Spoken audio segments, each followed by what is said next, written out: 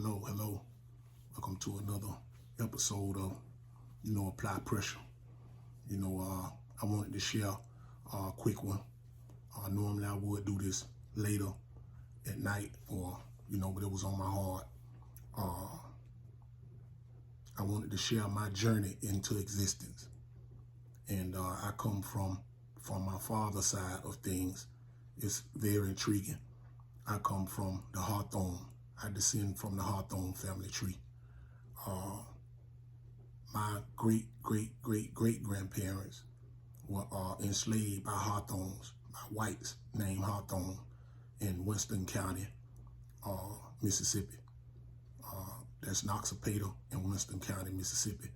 That's west of Selma, Alabama. Before I go any further, I want to thank my cousin Janice Hathron, which is my grandmother's niece, for being the family genealogist. And she take care of all of this stuff and she pass it on to everybody in the family. But my great-great-great-great-grandparents were Peter and Gensie Hathron of Noxapater, Mississippi. My great-great-great-grandparents were Jim and Hannah Hathron. Jim was the son of Peter and Gensie. Jim and Hannah had 4 kids. They had John Thomas, they had Hugh, they had Jim, and they had Ella. All of them was born free. I descend from John Thomas. John Thomas married Molly. Molly and John Thomas Hathron were the parents of my great-grandfather, Lincoln Hathron. Lincoln, my great-grandfather, Lincoln married Martha Hawthrone, and they resided in Dawesville, Mississippi. My grandmother was born Clytee Hathron to Lincoln and Martha. Clytee Hathron was my grandmother. That's my father's mother. And my father married my mother, Dorothy Lee Smith. And that's in Sunflower County. On my mother's side of things, I don't have a lot of history there that I can really describe to the listeners. But my mother was born to Johnny Smith and Amelie Wilson. She was born in Moorhead, Mississippi. A quick flashback, my father was born in the same county as well. He was born in Rouville, Mississippi.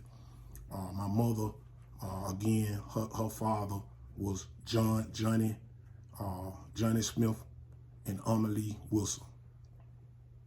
My grandfather is the grandson of full-blooded Cherokee Indians. They resided in Clarksdale, Mississippi. I don't have a lot of history on them, like I said. Excuse me, but after my great-great-grandparents were ran away from Clarksdale, Mississippi, they went to a place called Round the Way. Round the Way, Mississippi is in the same county. It's a small little place, and they resided on a man's property on a plantation called Dulaney. Mr. Dulaney plays. My grandfather was born from Johnny Smith Sr. and Viola Green. I seen pictures of my great-grandmother, which is my mother's grandmother, Viola Green, and she was full-blooded Cherokee Indian. She had the nose, she had the eyes, she had the long flowing hair, white hair. She was a little short lady. And I visit their grave as much as possible. But my grandfather, I take most after him because out on the plantation where my mother was raised over on Bellevue Plantation in Lambers, Mississippi, my family exhibited more of the criminal element. You understand? My grandfather was a self-taught master mechanic. He never wrote a word a day in his life.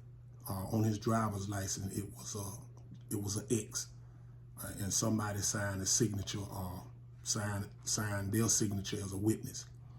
And when I would visit this plantation, it gave me so much satisfaction to know that my family roots run deep.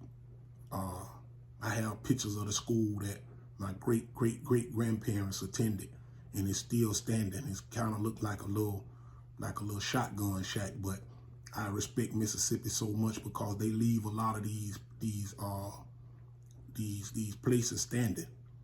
And my grandfather, he had been burned, badly burned. He'd been shot with a shotgun. And like I say, he was a master mechanic as well. And he turned the school bus into an apartment in the 1950s. He did that with no education. He ran moonshine. Like I say, the criminal element that I eventually grew up around and grew up in, it kind of rubbed off on me. And again, my grandpops was the first guy to actually turn a tractor into almost a car. He put doors on it, he put a windshield on it, he put double seats in the back. These are the type of things that he would do. And his folklore, the things that he did is so amazing, and I'm so proud to share the same genealogy as him. As a matter of fact, I share his first name, and my daughter share his namesake as well, one of my daughters.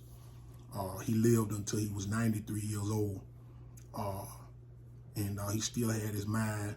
He just laid down and went to sleep and then wake up again. So my journey into existence started with those people, and to be able to carry on their legacy. And every time I look at myself in the mirror, I see the resemblance of all of these people, my uncles, aunts. All these people are one day, if I can, I plan on going back to the plantation where they're all buried at. Me and my mom, we buried my grandfather there in 2015.